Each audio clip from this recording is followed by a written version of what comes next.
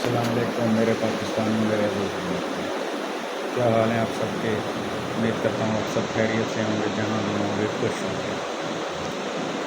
आज का व्लॉग थोड़ा क्या कहते हैं, एक ऐसे फैसले पे है जो अदालतों के लिए एक सवालिया निशान है। पाकिस्तान में एक ऐसा शख्स जिसको अदालत ने सज़ा दी, मुजरिम करार दिया गया, मफरूर हुआ, उसको इख्तियारी करार दे दिया गया, उसके वारंट गिरफ़्तारी जारी किए गए, लेकिन वो 4 साल मुल्क से बाहर रहा।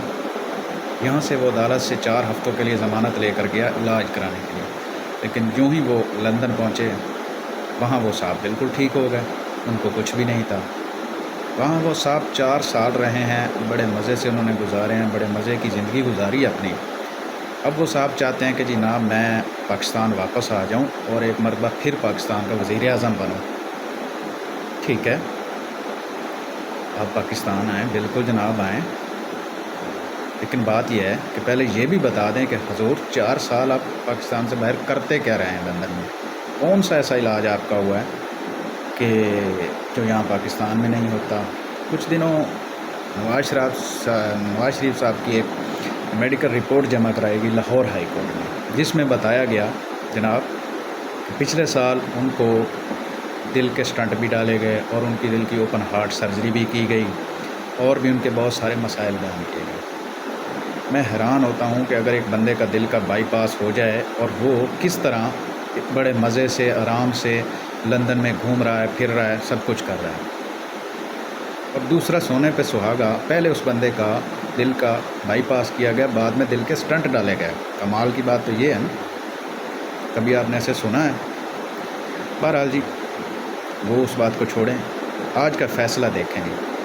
कल जनाब 3 बजे इस्लामाबाद हाई कोर्ट में नवाज शरीफ की हिफाजती ज़मानत के लिए दरख्वास्त दायर की गई, जिसमें मौक़िफ़ बनाया गया कि जब आप मुल्ज़िम नवाज शरीफ साहब ये चाहते हैं कि मैं अदालतों का सामना करूं यहाँ पे, लिहाजा मुझे हिफाजती ज़मानत दी जाए, मतलब वो अदालत के सामने सरेंडर करेंगे। ठीक हो गया जी।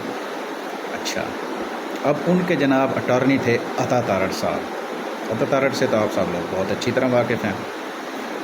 अब जनाब जब दरख्वास्त दायर की गई इस्लामाबाद हाई कोर्ट में, तो वहाँ पर यही चीज़ सेम कैटेगरी, लेकिन उसमें डिफरेंस था। इमरान खान साहब की जनाब 190 मिलियन पाउंड अल-कादिर ट्रस्ट में ज़मानत के लिए दरख्वास्त दी गई हाई कोर्ट में, और उनके अटारनी थे जनाब नईम हैदर पंजोता साहब। वो जब वहाँ दरख्वास्त लेकर जाते हैं तो पता चलता है जनाब कि हाई कोर्ट का अमला ये कहता है कि जनाब आप उनकी जगह बायोमेट्रिक नहीं दे सकते और ना ही हम आपको अलाउ कर सकते, लिहाजा जिस बंदे ने अपनी ज़मानत करानी है वो ख़ुद पेश हो और अपना बायोमेट्रिक कराए। ठीक हो गया जी। जिस पर इमरान खान साहब ख़ुद वहाँ गए और अपनी बायोमेट्रिक कराने के लिए बायोमेट्रिक कमरे में मौजूद थे जब उनको वहाँ से गिरफ़्तार किया गया। वो भी सब ने देखा और पूरी दुनिया ने देखा कि कैसे गिरफ़्तार किया गया। उसके बाद जनाब आमिर फ़ारूक साहब का शाम को फ़ैसला आया कि जनाब ये गिरफ़्तारी दुरुस्त की गई है।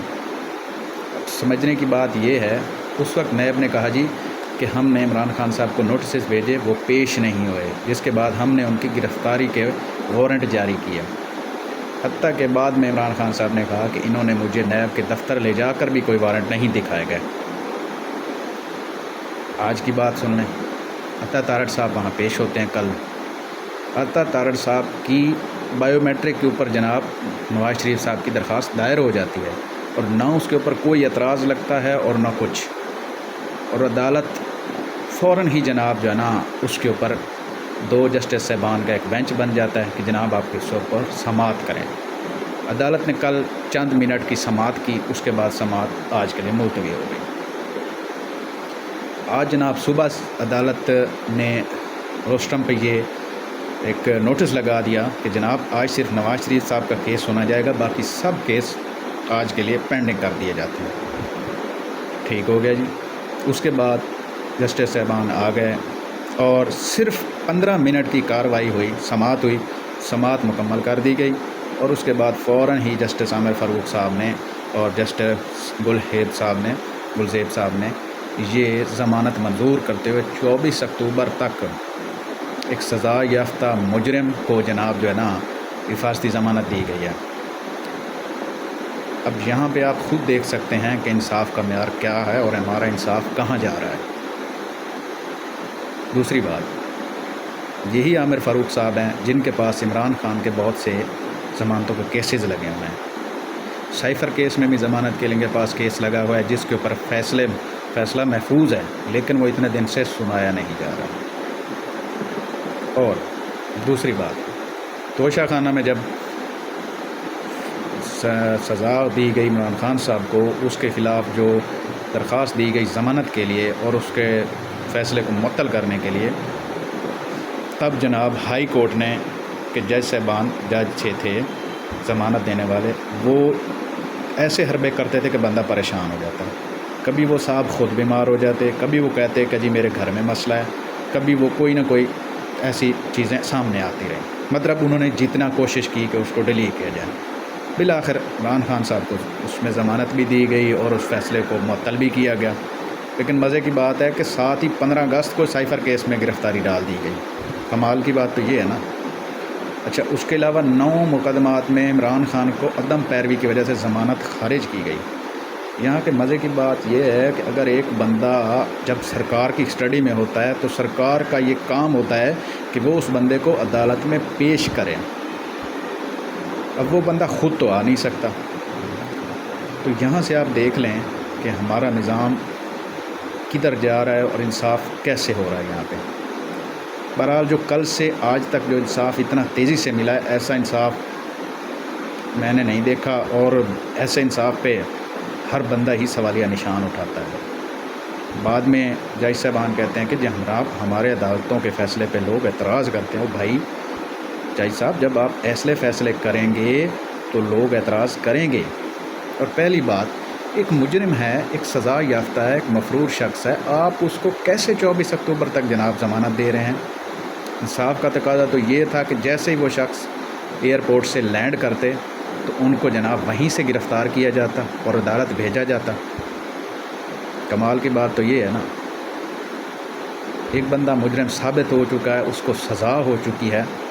اب مجھے تو خود سمجھ سے باہر ہے کہ ایک بندہ مجرم ہے اور کیسے اس کو جناب 4-5 دن کے لیے حفاظتی ضمانت دے گی۔